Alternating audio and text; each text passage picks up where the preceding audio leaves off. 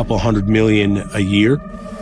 If you have a look for the COVID 2019, almost half of the grid, it was a tough situation, close to the bankruptcy. Now I think the team are in a much better position. We are not profitable, but I can see light at the end of the tunnel. We're very fortunate to be financially successful, stable and debt-free. Since Liberty Media have been in, the US market has exploded.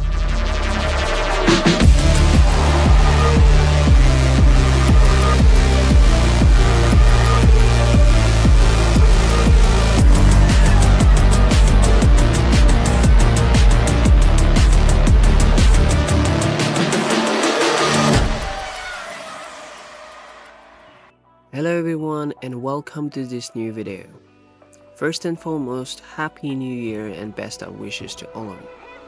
So in this video, we're gonna talk about economic of the Formula One industry.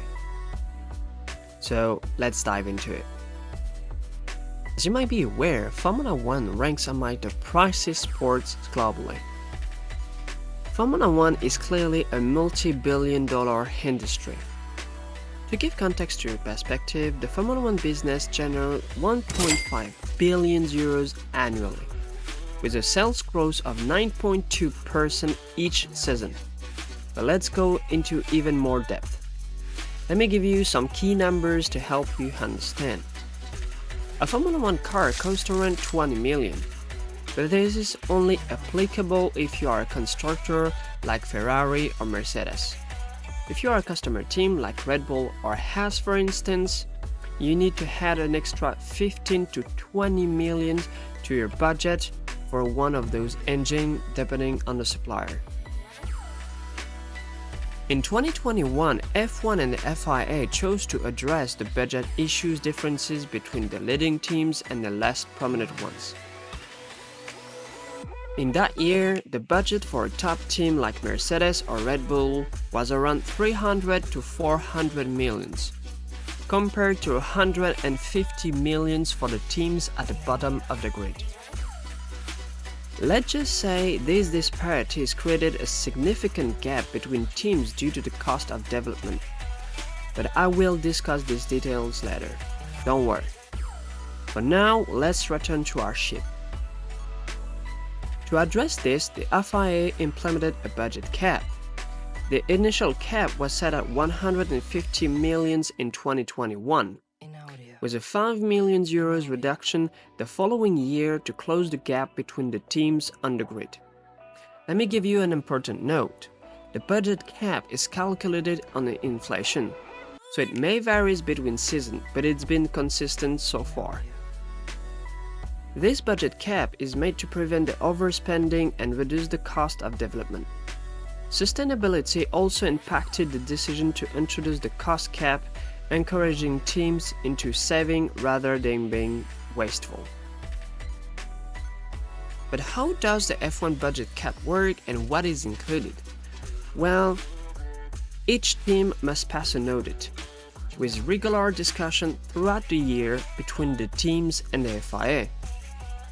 Penalties are then handed out in the case of a breach, with the given punishment for any breach kept vague in order to stave off any enticement to take a hit. A minor breach is classed as any failure to comply with a 5 million euros over the mark, while a material breach will surpass that figure. There are exceptions from the cost cap that teams can spend infinite resources on, including marketing, travel costs, and crucially, the wages of the 3 highest earning staff members. Essentially, all costs that are related to car performance are included. But does the cap affect driver salaries in F1? Well, it does not. Although there has been discussion in recent years as to whether a separate salary cap is to be introduced. But what happens if an F1 team go over the budget cap? Well, as I said before, for a minor breach, teams could be hit with a fine. It's a case-by-case basis. but it can go from deduction of drivers' championship point, from suspension from one or more stages of competition, and testing limitation.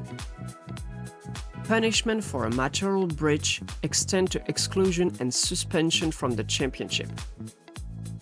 For example, for Red Bull, minor breach from the 2021 season, the team was fined €7 million and handed out a 10% reduction in aerodynamic testing time for the 2023 season.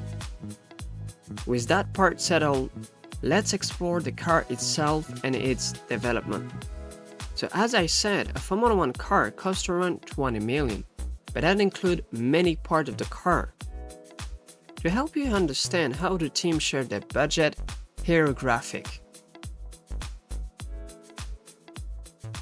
Now that we have set up how the team divided its budget, let's get into more details with the component of the car. And you will understand why only the parts of the car are the only one included into the budget cap. Let me give you one more thing. The whole car is made of carbon composite, which revealed to be extremely expensive. That eats a huge portion of the budget allowed to the development of the car and its conception. Let me give you one example. A front wing costs around €150,000. Our calculation shows that we are €15 million just for building the car, and you'll need to subtract from your 150 million budget cap, exactly 9.5%. Please note that these costs represent only part of the total expenditure involved in building and maintaining an F1 car. Other expenses, such as research, development, transport, staff salaries, and other items, must also be factored into the overall cost.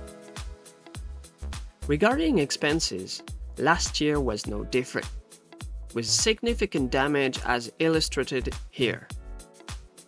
We all recall Williams, who unfortunately lost a lot of fans due to numerous accidents. Consequently, Logan Sargeant was replaced by Franco Colapinto at the Italian Grand Prix. In my opinion, and as previously demonstrated, Albon was the driver who incurred the highest cost for his team.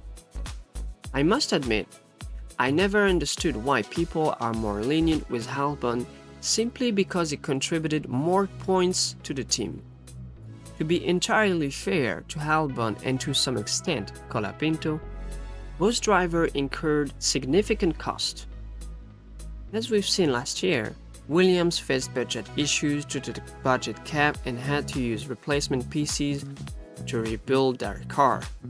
At one point, there were even questions about whether Williams would continue competing in the upcoming stages due to a lack of pieces. The issue of cost is a key point in F1, with James Wolfe indicating that the 2025 season will be sacrificed for the new regulation coming in 2026. This prompted questions about whether F1 is too costly, but if it is, the expenses primarily affect those at the bottom of the grid. The paradox here is Red Bull. The main differences lies in the budget and financial strengths of these two teams. Red Bull is a powerhouse as a brand, unlike Williams, which is not a constructor but a company that depends on sponsors and shareholders. This paradox demonstrates that a team like Red Bull can afford to retain a driver who crashes or fails to score points, as it only impacts the team's credibility. On the other hand, Williams requires performance and points within a strict budget, and most importantly, dependable drivers. To some extent, they also need sponsors, but to attract sponsors, they must deliver results. It's a cause and effect relationship. Logan will likely not be remembered in the F1 industry, but it's worth noting that his car was challenging to drive. This doesn't justify the crashes, but it does provide some explanation. He was also thrust into F1 prematurely. As I've mentioned before, Sargeant was replaced by Colapinto, and while Colapinto demonstrated remarkable speed, his lack of consistency and experience resulted in crashes and significant financial losses for the team. The prime example is Brazil, where both drivers experienced significant crashes.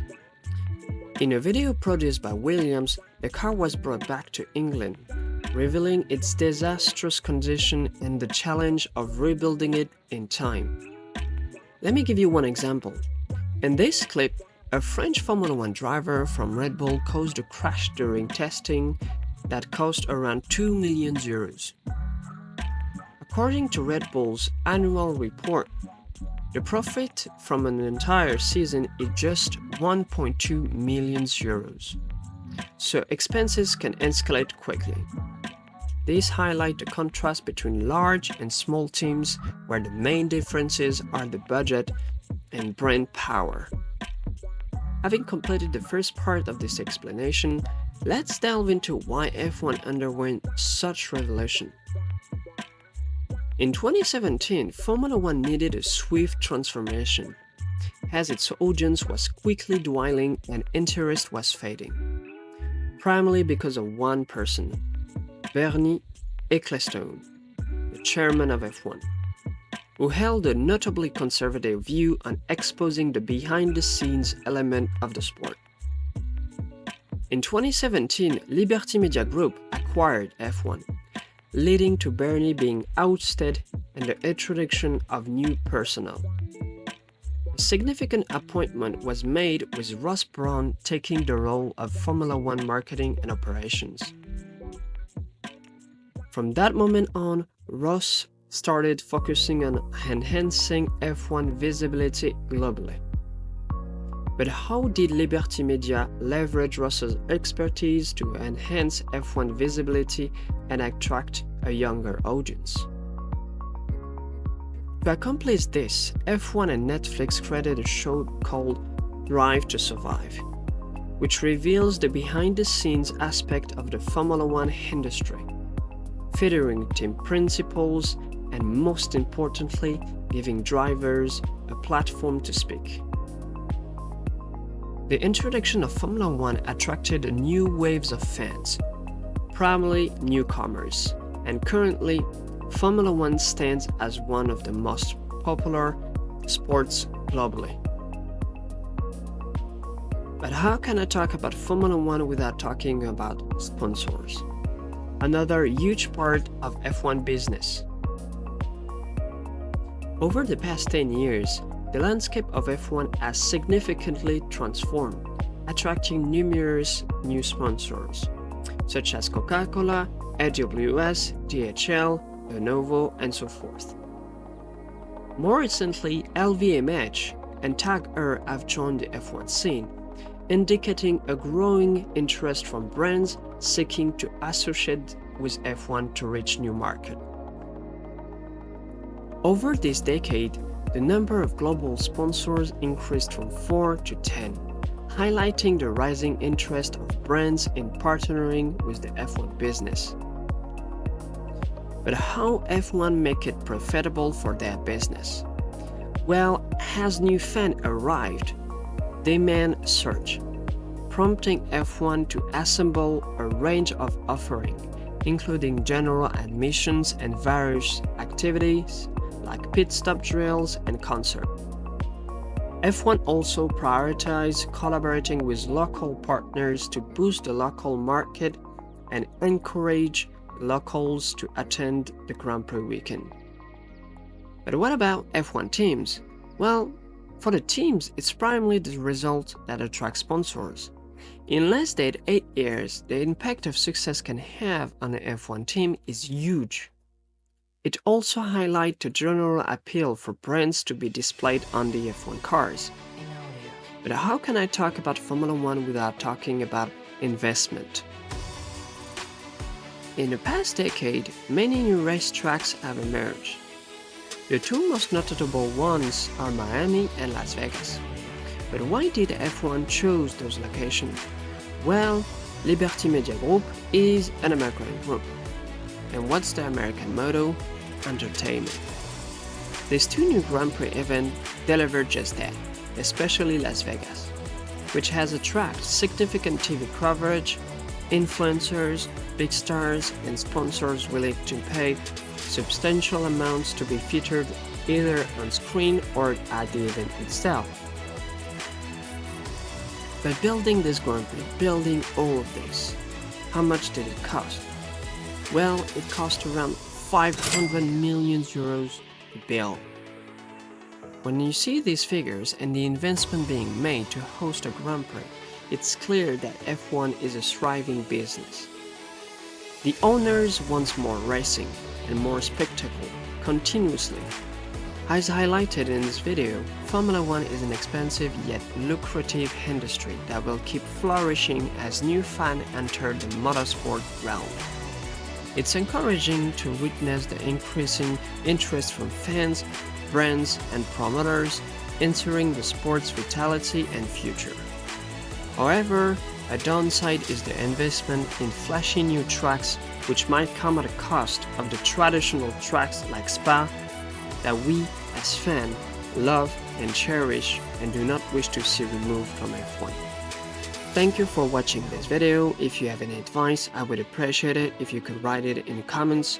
Also, please give a like if you enjoyed this video. See you soon.